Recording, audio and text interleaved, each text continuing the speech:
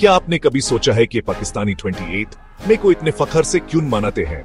ये यूम तकबीर की वजह से है।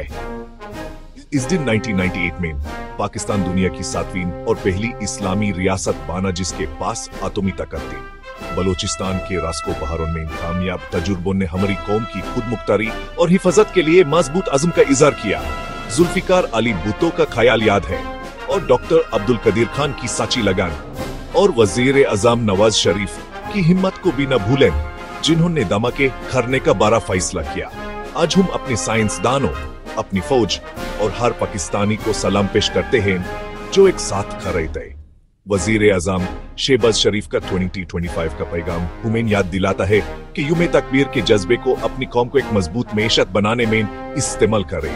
तो जब हम ये दिन मना रहे हैं, चलो अहद करें कि हम इत्तेहाद और की उन खूबियों को कायम रखें कि जो पाकिस्तान को असल में मजबूत बनाती है।